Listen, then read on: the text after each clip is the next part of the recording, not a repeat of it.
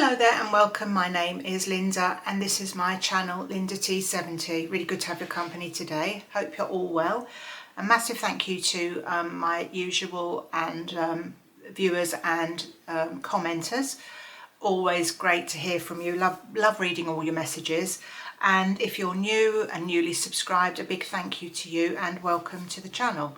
I've got, I don't know how we're all getting on with all the Christmas stuff that we have to do. For 3 days I've been promising I'm going to write Christmas cards.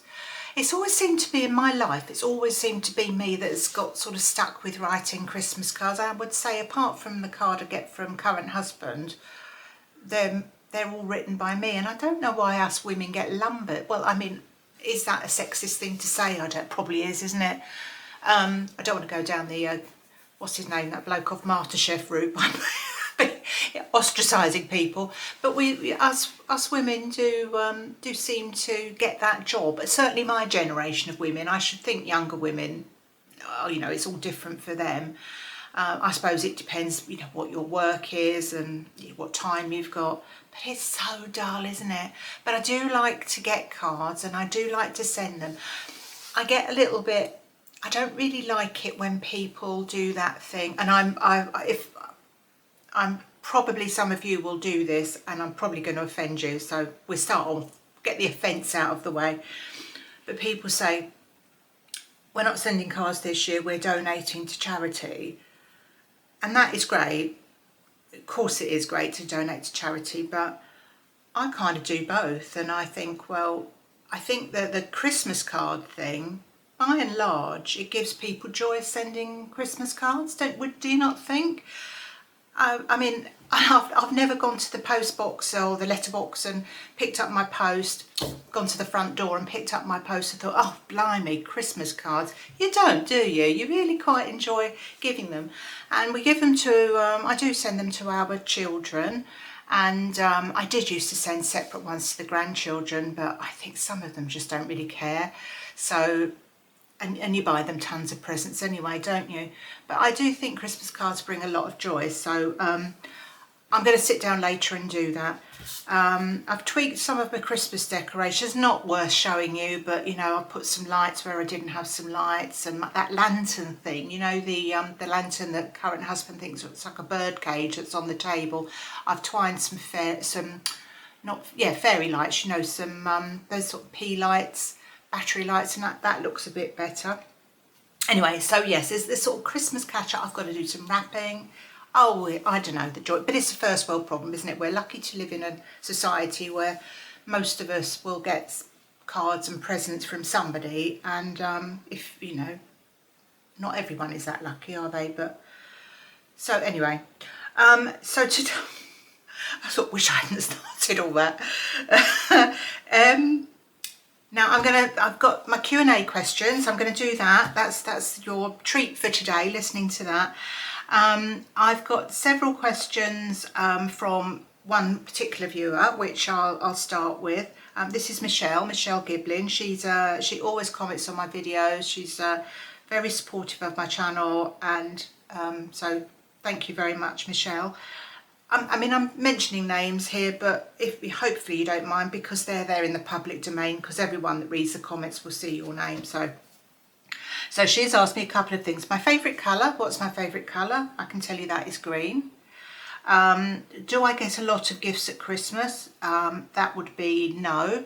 I usually get something from I get something from current husband, and usually get something from either a combination of or individual children, which I ask them every year not to bother, because, you know, I don't need anything, and I'd rather they spent their money on their children and themselves, to be honest, because I'm saintly like that.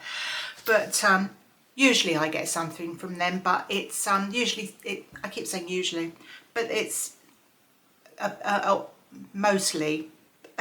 mostly something fairly small and not too expensive, but lovely. So yeah, they're not sending us on holidays to Mallorca or anything like that.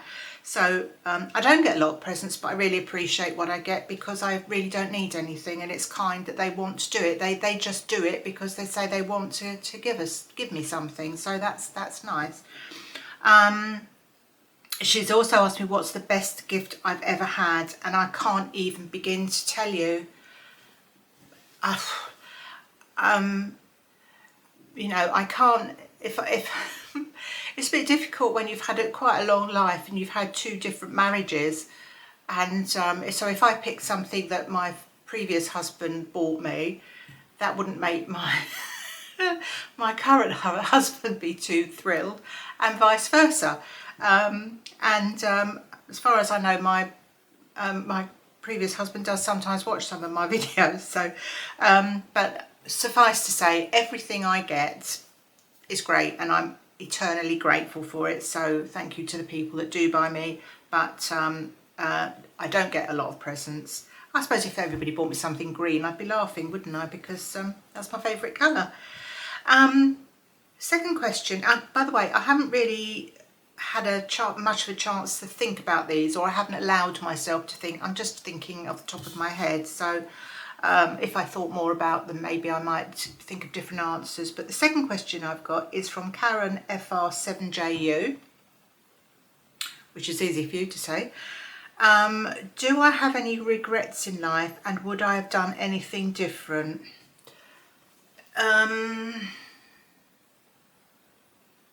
No. I know that's an easy answer, isn't it? I've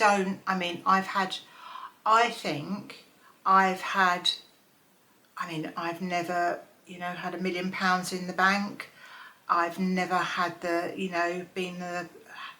well, I was going to say I've never had any amazing jobs, but I have actually. Nearly all the jobs I've done in my life, with 1 or 2 exceptions, I've always worked with nice people, made friends at those jobs. So in life I've had friends. I haven't got tons and tons of friends, but you don't need tons and tons. I'm so lucky to still be in touch with girls I went to school with, and we all talk regularly. I've got a couple of other friends and friends that I've made since from jobs that I've had. I've got a lovely family. I've lost people in my life, as you know, and everyone does, don't they? It's the way life is. But I've got my children and husband, and anything I've done at the time, you might think, oh, I don't know, maybe I shouldn't have done that. But I think when you look back, and it maybe leads to something else that opens up another avenue in your life, I don't think you can say you regret it. I don't think there's anything that I've got any regrets about. The answer is no, I don't have any regrets. I think I've had a lucky life. I've been, as I've said before, I've been loved by lots of nice people. I think, by and large, with 1 or 2, sort of losses of people thrown into that, which are sad. But as I say, that happens to everybody, not just me. So I think I've been very, very fortunate, and everything's worked out quite well. That's up until today, me recording this video. This afternoon something dreadful might happen. I don't know, but no regrets. Now this is a difficult one. Linda Kirk, who again writes lots of comments to me, and it's always good to hear from her. So does Karen. I mean, most of these people, I think everybody on here writes to me a lot, so I do appreciate you taking the time to think of things to ask me. Linda wants to know how the house prices are doing in Watford. Well, I did try and have a look, because I don't pay a lot of attention to that sort of thing. I would say I live on the like a sort of suburb bit of Watford, and there's nowhere that is inexpensive to live in the surrounding areas.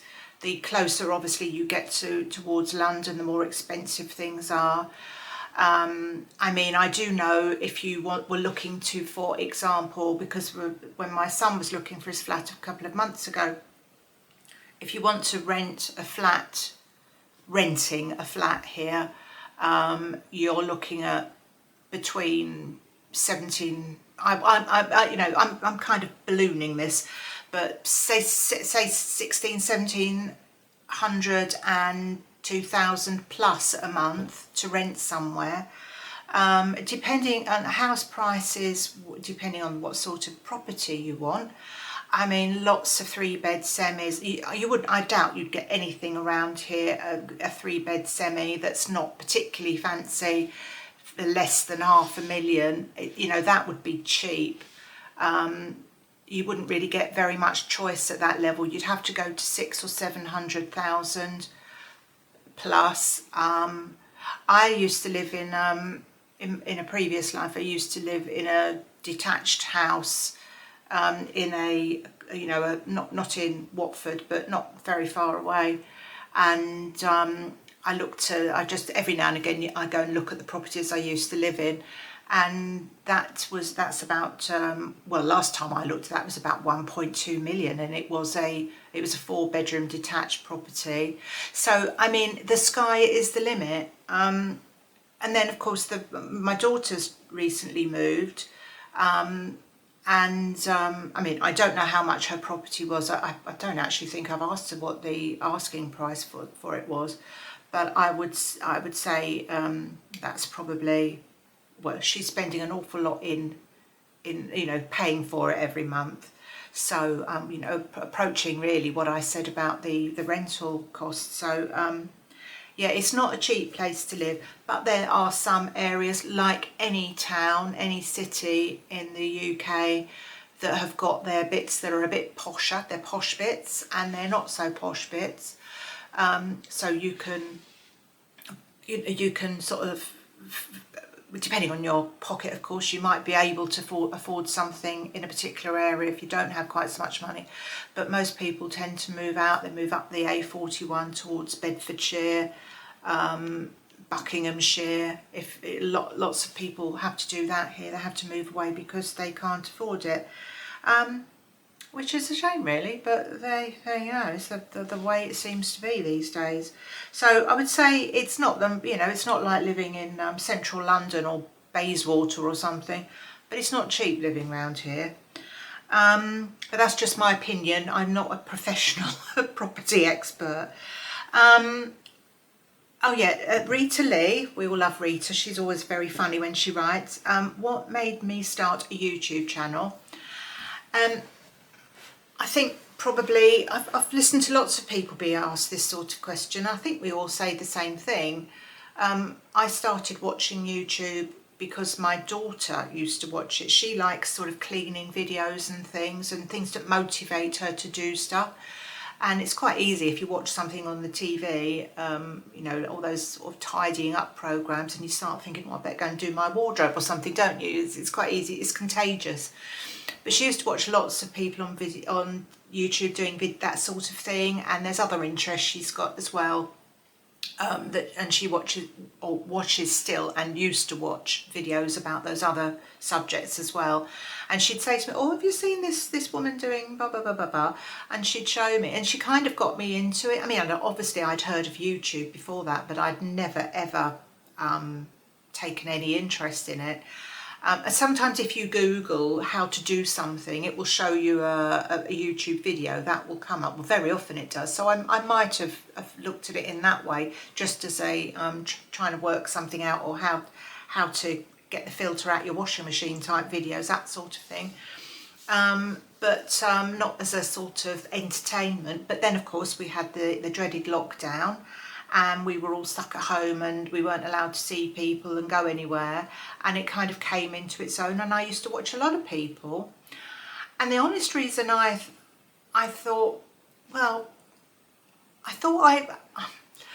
really, really shy, and I don't suppose I'm quite as bad as I was when I was, say, 18.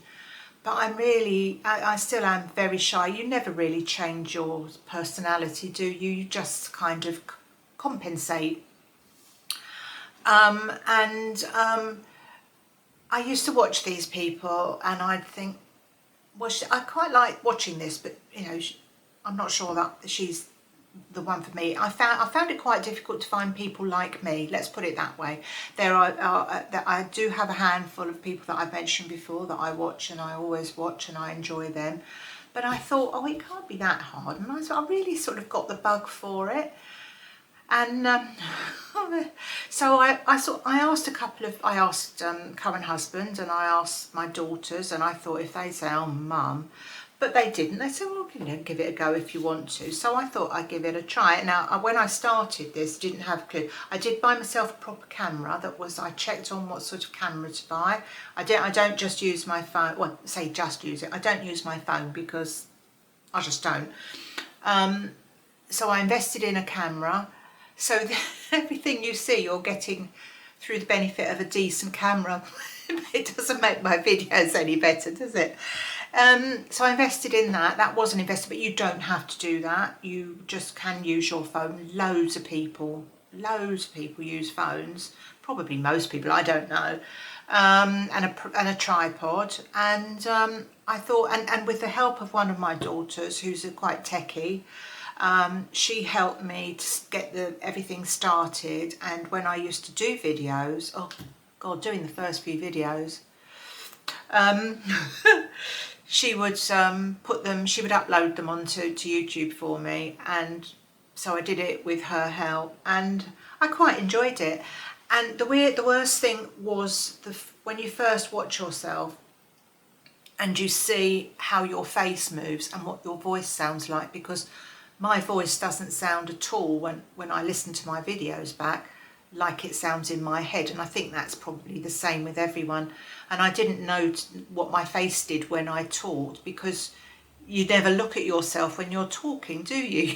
You're talking to somebody else. No one looks in the mirror and has a long conversation with somebody, their reflection. And then you see how your body looks to other people as well. And it was a bit of an eye-opener. If that doesn't make you want to go on a diet, Linda, I don't know what does. But anyway, so, but once I got over that, and I thought, I don't know what I'm going to talk about really, or what I'm going to do. And I tried to come up with different ideas of videos to do. But in the end, I've kind of settled into this format of chatting to people, which a lot of you like, thank goodness. And then you start to get subscribers. And I thought, God, when I first got one subscriber, it took ages, and I thought, oh my god, and I still don't think I have a lot of subscribers, but you know, thank you for helping me out with that by subscribing. I really appreciate it. So I really quite enjoy doing it now, and I'm still the same person. I'm still a bit not nervous. I am still basically shy, and I'm never not going to be, but it has helped me. It has helped my confidence, you know, outside of YouTube, I think, a bit. I'm not sort of, you know, ready for stardom or anything, but yeah, it's been a really positive thing for me. And I've looked at you know, some of the people that have started YouTube channels and then they've stopped doing them.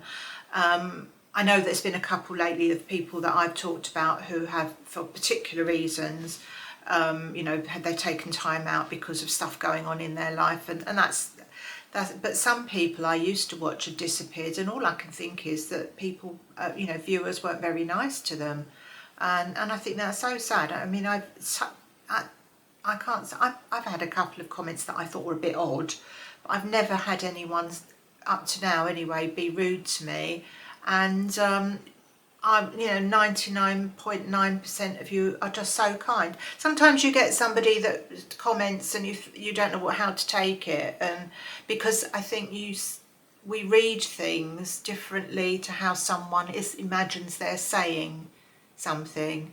You know, the sort of the intonation of how you're saying something. Is that the right word? I don't know.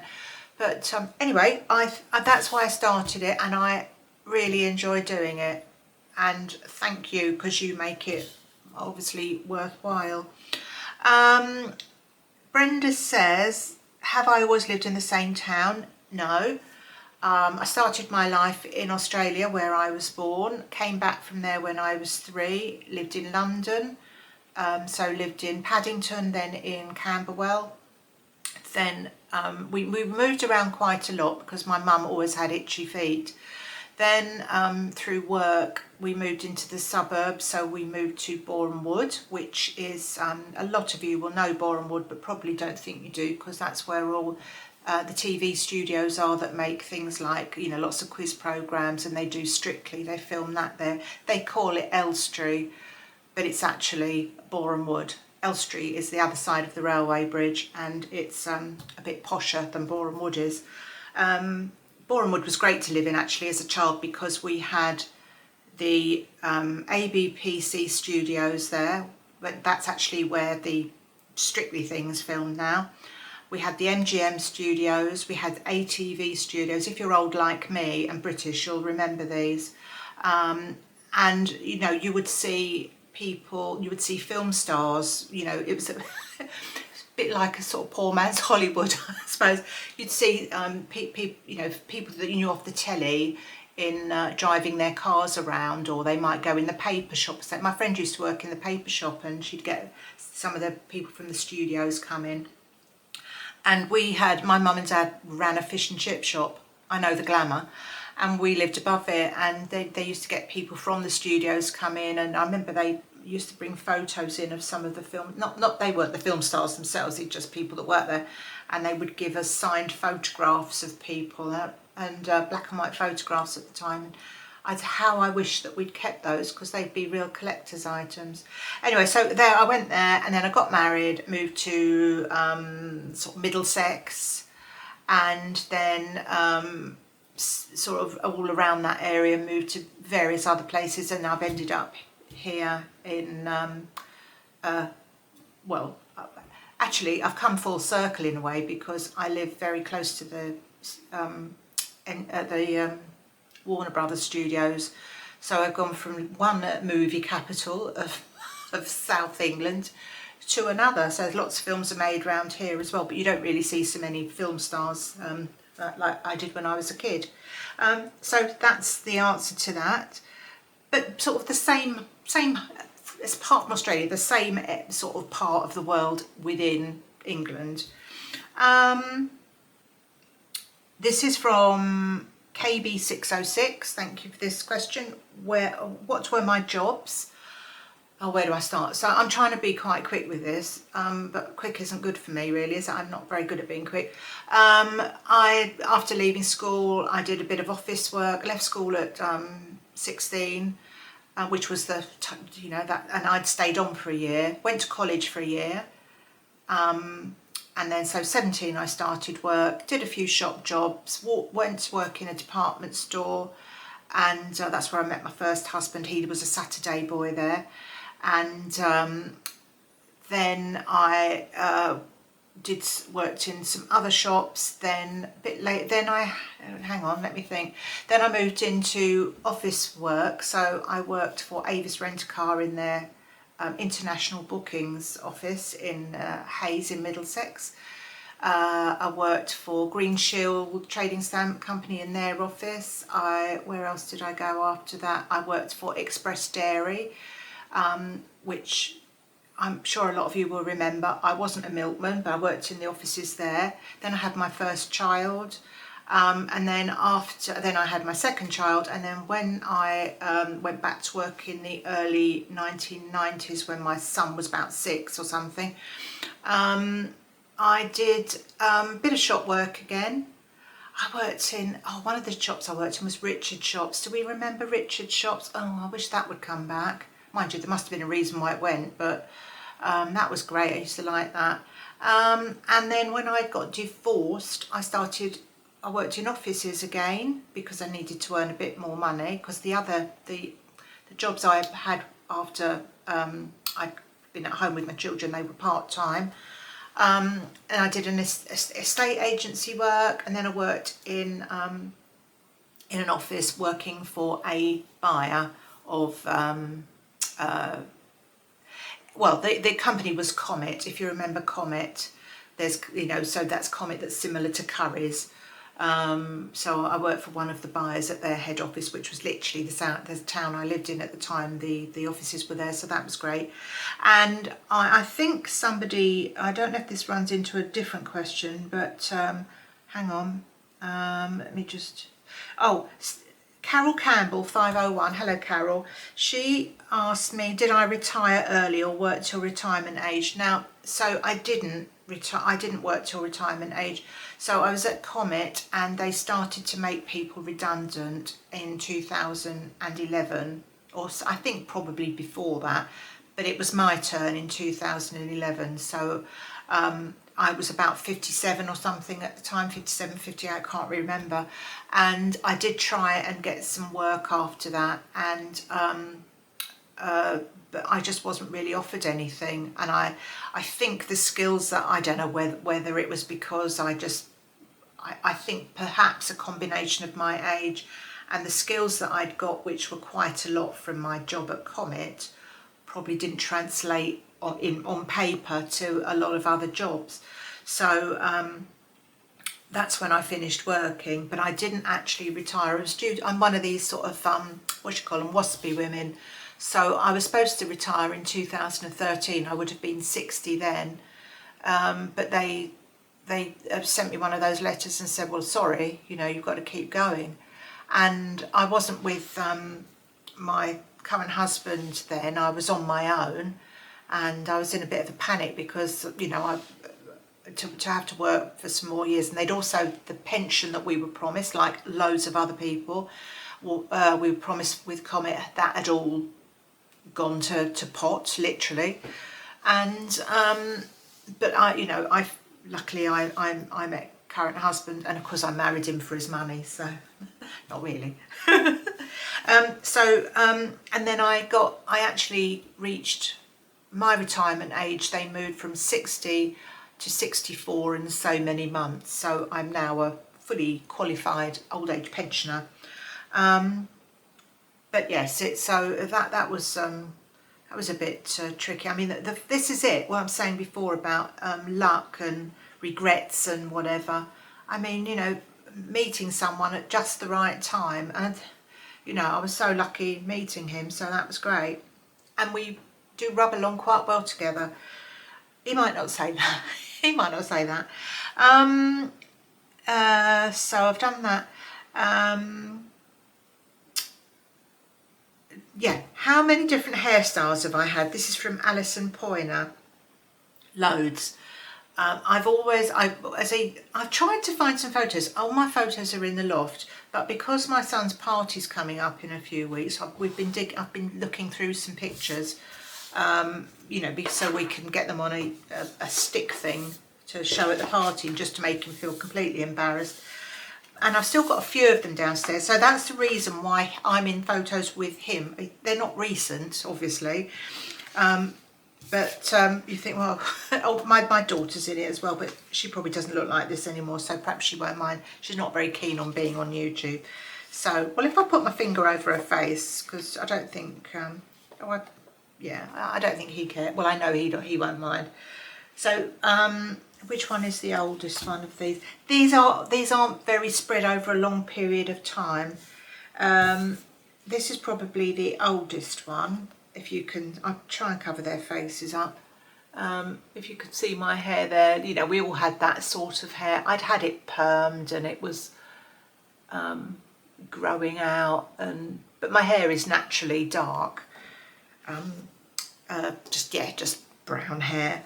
I'm trying to think. These aren't terribly good, but there's another one where it's a bit longer.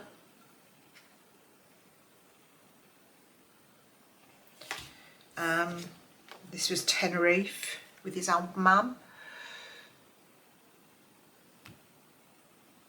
So I've had short hair. There's another one with the two of them. I'll just try and cover their faces up a bit. Quite thin there, wasn't I? Whatever happened? Food, I suppose. When my daughter was about 2, I had short hair and I had that permed. Oh my God. And then as I got a bit older, it wasn't to cover up grey or anything, because I didn't really have a lot of grey that early. I used to put like semi-permanent colours in, but brown.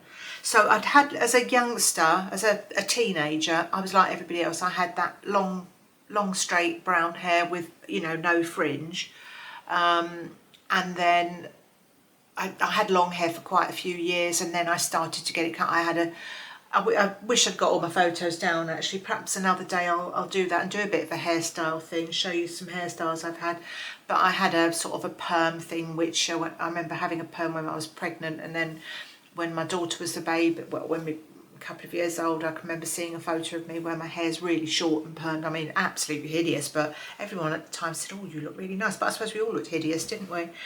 So yeah, so I started putting a colour in my hair, a brown colour, like a sort of, I don't know, brownie colours, when I was sort of in my 40s, I suppose.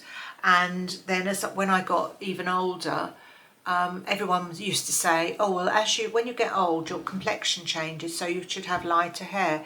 So I changed the colour sort of fairly drastically. Well, I didn't do it all in one go. I did a build up of different shades of colour, and got my hair lighter. But then a couple of years ago, I think before I started this channel, was it? No, it wasn't that long ago. So my hair used to be much lighter. I was using a baby blonde colour on it, and it was just getting so light, and I thought, I just look like I've got white hair now. It doesn't look like it's, you know, I'm not really achieving anything. So that's when I started to put the slightly darker colour on it, the ash blonde. So I've actually got to do that before I do much else in the next couple of days. I've got to re-dye my hair because I've got loads of grey coming through, I think. So yeah, I've had different hairstyles. You know, if you're interested, I can always do a bit of a video and talk about that sort of thing.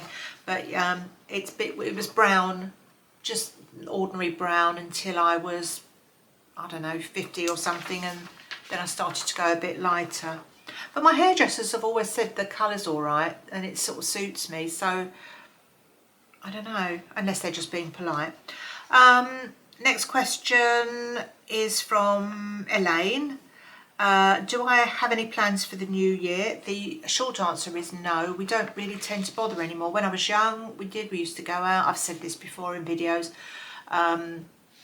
When the children were young, we, you know, used to get babysitters, we'd go out to people we knew would have parties. But as you get older, I don't know, people just change. They don't want to be bothered, do they? And we're kind of in that bracket. So occasionally we might spend a bit of time with one of the children, but of course they've all got their own children, our children, but now they've all got their own children. That gives them restraints on where they can, or constraints where they can go and what they can do, so we all tend to stay in. So it tends to be a bit of Jules Holland, and we always wait up for midnight. We're not people that go to bed before, and I like to watch the fireworks on the TV, and that's it really. So we don't, we did go away to Edinburgh a few years ago, I'd say about 10 years ago, perhaps a bit more, for New Year's Eve, for Hogmanay, and is it Hogmanay? Hogmanay, with some friends. And although Edinburgh is lovely, I'd never do anything like that again, because we had to stand in a street. You had to watch the fireworks at the castle. We were very near the castle. We should have stayed actually at the place we were staying at, you know, our hotel, because we would have had a better view. But we didn't know it. We didn't realise that at the time. The fireworks were wonderful, but the actual thing of being in that street with hundreds and thousands of people all around you, no loos that you could easily get to. You could go and get, they had drinks, things, but you know, more than your life's worth to try and get through the crowd of people. So I'd never do that again. I'd never go to London myself and watch the fireworks. It's just, it makes me too anxious, that sort of thing. But yeah, other than that, no, we just kind of, we've been a few years ago, we'd go out for meals and things, but we'd be home by midnight and just wish each other Happy New Year, send a few messages to people, so that's it. Miss Merrily asks, what's my favourite place to go on holiday? It is Nerja in Spain. That's the champion place that I've been to for a number of years. I think we've been there 8 or 9 times since we discovered it. It's on the Costa del Sol, down the coast or up the coast. I never quite get the drift of it, from Malaga. You fly to Malaga anyway, and we like that. We've stayed in all different places. They don't always stay in the same. I don't think we've stayed in the same place twice actually. And they've got Bariana Beach just down the coast a bit. Love that area. Love the climate. Love the town. It's kind of a cross between tourist and oldie worldy Spanish. There's no real high-rise places there. So that's the place. Although Spain is becoming more unappealing to go to now for Brits, isn't it? Because I think for a number of years you've had to pay a bit of tax when you get there. But yeah, there was I can't remember what it was, but there's something else in the news the other day. They were saying we have to do this, we have to do that when we go there, and I thought it's a shame because they get a lot of money from us Brits. We all love going to Spain and the Spanish islands, don't we? But it's just Spanish people don't like us anymore. But I can't think what it was, and my brain's not in that space at the moment, so I can't think. Jean asked me, did I ever find my baking tins? No. I don't know where the flipping things have gone. And I might have told you my dryer ball story. You know, the balls you put in the tumble dryer.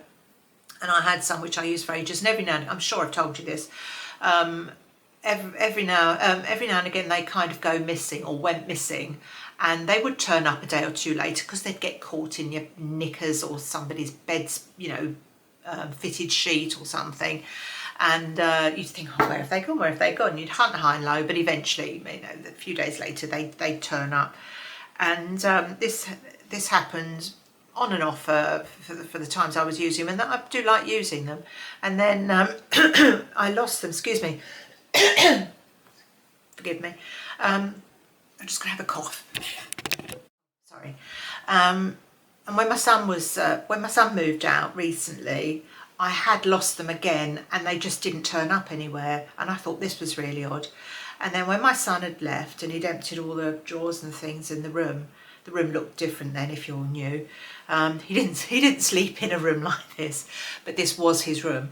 Yeah, when he moved out, and I was just going through the drawers that used to live in here, and I opened one and the 2 dryer balls were in there. And I did think to myself, why on earth would he have found these? I don't know where he would have found them, because I did his washing for him. I always did his washing for him, and I would, all of his clothes and his bedding, and if they'd have been in his stuff, I would have thought I'd noticed them. But anyway, they turned up somewhere in his room, obviously, and he'd put them, when he left, moved out, he just put them in the drawer. And which I did think was a bit odd, because I would have thought he'd say to me, Mum, what are these, or are these yours? Then I thought perhaps he thought they were something embarrassing and they didn't want to ask me. But anyway, so that was fine. I thought, oh, that's good, I've got them back again. So I started using them, and you know what, they've gone missing again. I haven't seen them for weeks. So I don't know whether my dryer balls and my baking tins have had some sort of pact. Maybe they fell in love or something. Maybe on the way up the stairs, the balls caught sight of the baking tins, and they thought, oh, we want to be together. Anyway, so they've just disappeared, and I've been leaving it because I think they've got to turn up. They've got to be. It's like the baking tins. I did reluctantly buy a couple more baking tins, but I think they've got to be somewhere. You just worry, don't you, about your brain? Oh, so no, haven't found them, and I can't even imagine how I would have thrown them away, but there we are. Must have done. The last question I have, I think, let me just double check.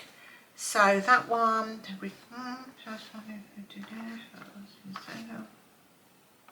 what are my jobs? I retire early. Plans for the new year. Baking tins. Yeah, this is the last one, this is a good one. This is from Julie Hale. Well, they're all good, don't get me wrong, but She said, do I have any tattoos? And she said that she's got 4. She had the first when she was 40, had one in August, and is saving to have another one next year. So I say, go you, Julie. No, I haven't.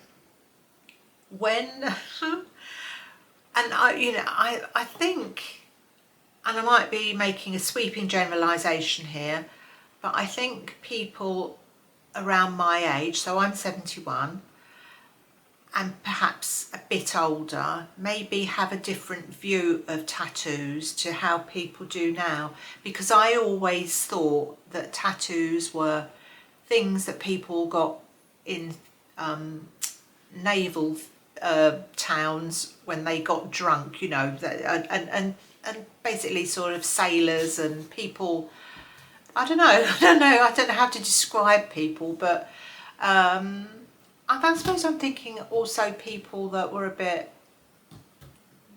I can't think of a word that's polite, but nobody I knew had any, let's put it this way, nobody I knew when I was, as far as I know, when I was growing up and when I was an adult and I was married the first time, I didn't know anyone that had a tattoo. None of our friends had them. My previous husband didn't, I didn't, and I don't know of any, certainly don't know any other women that had them. And I blame Robbie Williams really for the fad, because I think, in my brain anyway, it's down to him, because when Take That were really popular, and he was kind of the most popular one really, wasn't he? Well, you might argue with that, but I was never a massive Take That fan myself. They're more my daughter's generation, but he started showing, and David Beckham. And they started getting all this, they don't call it tattoos, do they? Call it body art now. And they started getting all this done, which started a real old, in my brain anyway, a real old flurry of people going to get tattoos. And I can remember when my son was little, and he went to a school where there was quite a lot of different types of children, let's just say it that, lived in certain areas. It was like a divergence of a bit of a posher area to a not so posh area, let's just say that. And he came home one day and he said to me and his dad that, he said, do you know, I'm the only kid in my class whose dad doesn't have a tattoo. Which I thought was quite funny really. And anyway, so that was when he was little, and then times moved on, and then everybody seemed to start getting them. And when he wasn't even old enough actually, because I think you have to be 18, or is it 21? I don't know. I think it's 18 to have a tattoo. Well, you did at the time. He decided he wanted one, and he did. I think he's only got one little one on his arm, but he made the, I think, fairly good decision to have a tattoo where it doesn't, people generally speaking don't see it, only if you really want them to. I think even if he's got a t-shirt on, you can't see it. It's quite high on his shoulder. So he was a bit cautious with it, but anyway, he's had a tattoo. My daughter did want them, but she's for some reason never had them. But some of my other daughters have got them, and I just don't really like them. I think that, I know some people, I know a particular lady who's got loads of tattoos on her, and they're all brightly coloured and everything, all over her torso and her arms, which they're actually rather pretty because they've got lots of colours in them, and they do look nice. But generally speaking, people have smallish ones and they just sort of fade. Now I have to throw in here, current husband has got them. I didn't realise when I first met him, because he had we met in the winter and he had long sleeve clothes on. And he doesn't have any that are visible, like he's on his neck or anything like that, but he had them on his arms. And when I saw them, I was quite shocked. I thought, oh, I've never been out with anyone that's, as far as I know anyway, that's got tattoos. And but he, a couple of his were done after he'd had a few too many pints of beer, I think, and whatnot. So I mean, I'm not really a fan of them, and I just think in time they go a bit faded and look a bit horrible. So I'm not much of a fan. Having said all that though, slagging off people with tattoos, when I got to, I think it was 60, I did actually think about it, because I thought, when I got to 60, I thought, oh, 60 is kind of old, isn't it? Everybody thinks of 60 as an old age pensioner. And I thought, well, I'm going to buck the trend a bit and I'll have a tattoo. And it was a fleeting thought. I thought, do I really want one? And then what would you get tattooed? Where would you put it? And I thought, old skin with tattoos on. I thought, no, not for me. So you go if it's for you, but I don't have any, and I don't want any. I mean, you know, one of my daughters has got them on her feet and everything, and I think I must blooming hurt for a start. But no, not for me. But you do you if you like them. Fair enough. People have sort of all sorts of things written on them, don't they? People's names and birth dates, and you know, your kids' initials, and I don't know, not for me. So anyway, I don't know how long I've been going on for. I keep looking at this as though it's going to tell me, but I don't see that it does anywhere. I think the battery's about to die, if it hasn't already. So thank you so much. I will see you in a couple of days. Oh, hang on a minute. No, I don't know. I'm all right. We're all right for battery, I think. Yeah. Thank you so much. Thank you again for watching me. Thank you for subscribing. I hope I haven't offended anyone with my answers today. That isn't my. I'm not in the business of trying to offend anyone, but you know, if you ask my opinion, that is my opinion. I've got something lined up for next week. Massively exciting stuff. So I shall look forward to seeing you on Tuesday and again on Friday with something else. So yeah, you take good care of yourselves. Thank you so much again. Thank you for oh no, I'll leave that to another time. So all the best. Have a great few days and see you soon. Bye bye for now.